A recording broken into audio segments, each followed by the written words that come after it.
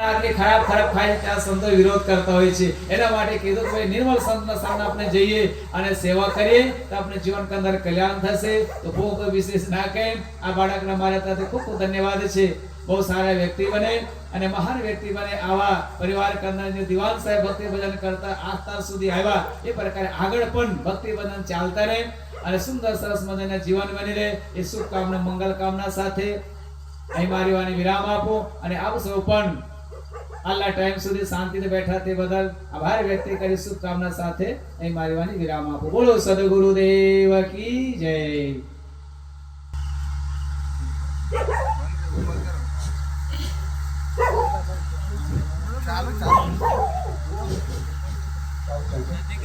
आवाज ख्याल नहीं आगे नरेश साहेबનો ખૂબ ખૂબ આભાર. કેમ કે જે કંઈ થાય તે સહન કરો એમ સહન કરો. સારા જવાના અહીંના રે વાશીરનાથે આજે અહીંયાને કાલે સારા જવાના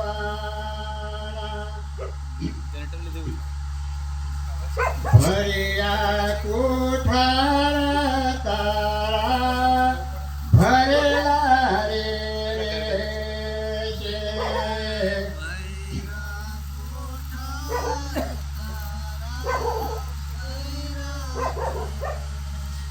તે સાથે ના આવે રે દોનો તમારે આજે અહીંયાને કાલે સાયલા જવાના સાથે ના આવે રે દોનો તમારે આજે અહીંયાને કાલે સાયલા देखो ना रुपया रे तो देखो मरे वाना साथे ना रे रुपयो तारे रे આજે અહીંયાને કાલે સાયલા જવા.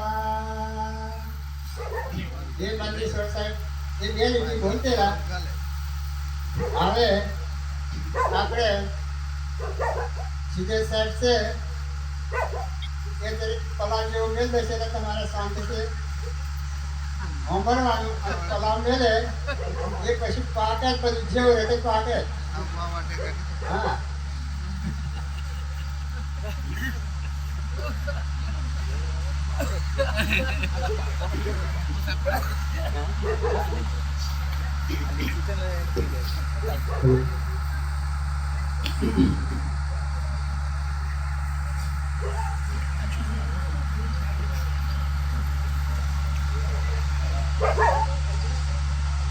प्रेम से बोलिए सदगुरु कबीर साहेब की जय. सदगुरु कबीर साहेब की जय. सदगुरु श्री अभिलाष साहेब की जय. पूज्य श्री ज्ञान प्रकाश साहेब की जय. संत समाज की जय. भक्त समाज की जय. आज के आनंद की जय. भजन करावे भक्त की जय.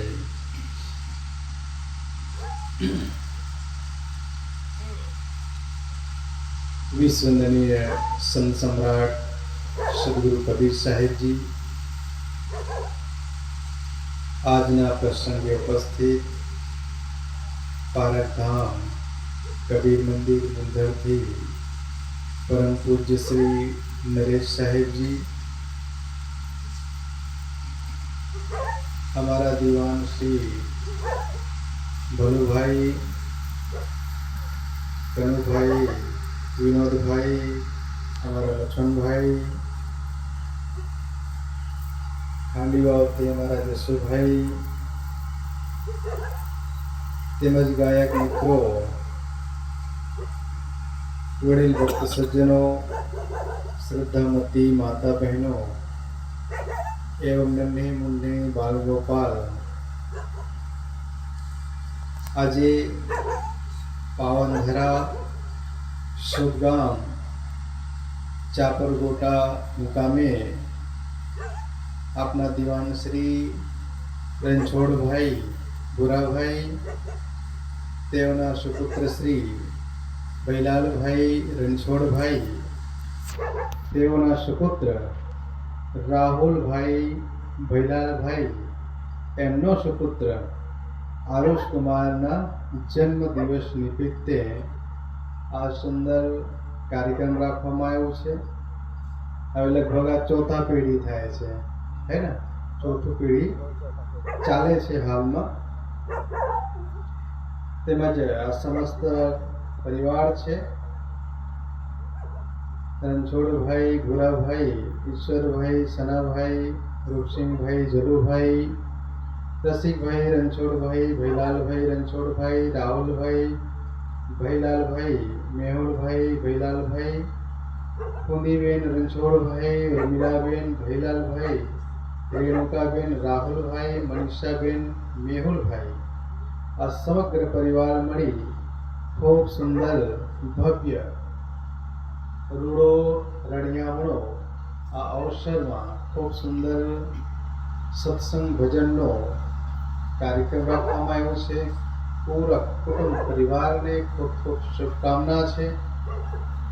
અત્યારે સાહેબજી કીધું આ કાર્યક્રમ જેટલા ગુણ ગઈએ ને એટલા ઓછો, પણ મને તો પેલા ઘોડાવાળી વાત યાદ આવે. જ્યારે ઘોડા પકડી બેઠા મારો જીવ ધૂક ધૂક ધૂક એમ કરે. આ ઘોડાનો કોઈ ભરોસો છે? જ્યારે હું નીચે ઉતરે ને ત્યાં હાઈ લાગ્યું મને. આ તો મજામાં સજત થાય એવું વાત છે. આમ તો જો કે આનંદની ઘડી છે, પણ કઈ બાજુ દિશા વળી કોઈ નક્કી છે? કોઈ નક્કી નથી. એટલે હારો બે આનંદ મળ્યા આપણને, ઘોડો ભાગીને આનંદ મળ્યા અને ચાલતા ચાલતા મને વોકિંગ થઈ ગયા.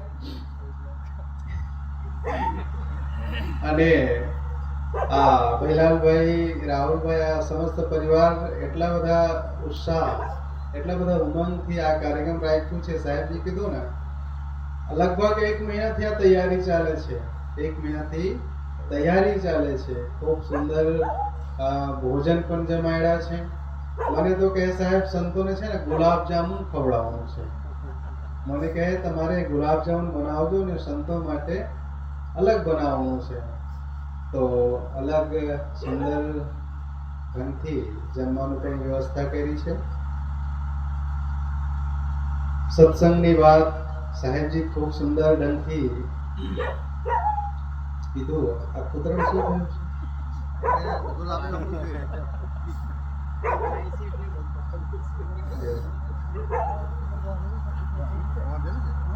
આપણા જે મનના વિચારો છે એમાં બે પ્રકારના વિચારો છે, એક નેગેટિવ અને એક પોઝિટિવ. નેગેટિવ આપણને નીચે પાડે છે.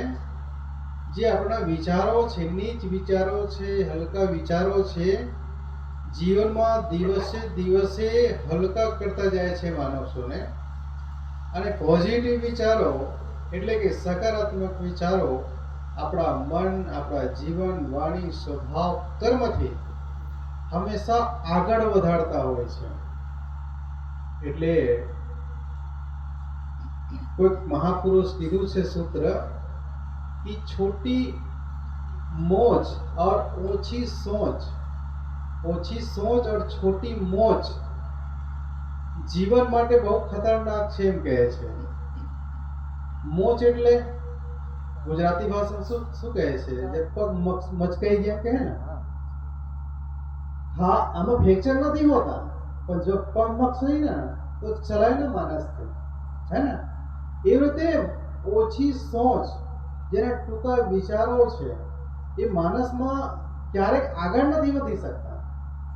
અને જે આગળ વધે છે એને પણ આગળ વધવા નથી દેતા. એવા માણસના વિચારો થઈ જાય છે.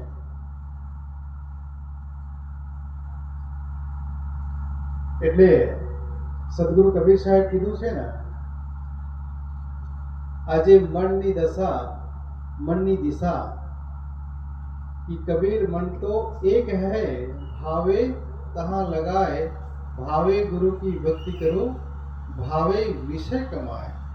સદગુરુ કબીર સાહેબ કહે છે, આ વિચારોથી તમે આગળ વધી શકો છો અને તમારા નકારાત્મક વિચારોથી જીવનનો વિનાશ પણ કરી શકો છો. હમણાં 2 દિવસ એક ન્યૂઝ આવે છે, વિડીયો વાયરલ થાય છે, આપ સબ જોયા હશો YouTube પર, ટીવી પર, ન્યૂઝ પર.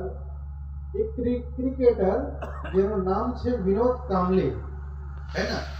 વિનોદ કાંબલી 1983 માં વર્લ્ડ કપના મેચ રમેલા અને એટલા સુંદર ખેલાડી સચિન તેંડુલકર જોડે સુંદર ઢંગથી મેચ રમેલા અને સચિન તેંડુલકર બંને સાથે કેરિયરના શરૂઆત કરી, જીવનના શરૂઆત કરી. પણ તમે વિચારજો, જીવનના દશા જો, માણસના નેગેટિવ વિચાર એટલે કે વિનોદ કાંબલીના જીવન બરબાદ કરી નાખ્યા અને પોઝિટિવ વિચાર, સકારાત્મક વિચાર. સચિન તેંડુલકર તમે જાણો છો કેટલા ભણેલા છે? ખાલી 10મા ધોરણ નાપાસ છે. 10મા ધોરણ નાપાસ છે. આજે વિશ્વમાં નામ છે. આ શું છે ખબર છે? આપણા પોઝિટિવ વિચારો, સારા વિચારો. માણસ વિચારોથી મહાન છે. ધનથી મહાન છે, પદથી મહાન છે, પ્રતિષ્ઠાથી મહાન છે એમ નથી. તમારા વિચારો કેવા છે એનાથી મહાન છે. સદગુરુ કબીર સાહેબ કોઈ બહુ વ્યાપી માણસ હતા? એકદમ ફક્કડ જોગી. તમને લાગે તો ભિખારી છે એમ લાગે. નરસિંહ મહેતા કેવા હતા? એકદમ ફક્કડ જોગી, માંગી માંગીને ખાય એવા ભિખારી જેવા માણસ, પણ વિચારો સ્ટેન્ડર્ડ ક્લાસના. એટલે મહાપુરુષો કહે છે, તમારા વિચારો ને સંસ્કાર, સ્વભાવ, વાણી, વર્તન. ઘણીવાર હું કહું છું, તમારા સ્વભાવ તમારા પ્રમાણપત્ર છે. તમારા સ્વભાવ, તમારી વાણી, તમારી વર્તન આ શું છે? પ્રમાણપત્ર છે. તમે કોઈના પાસે પેશ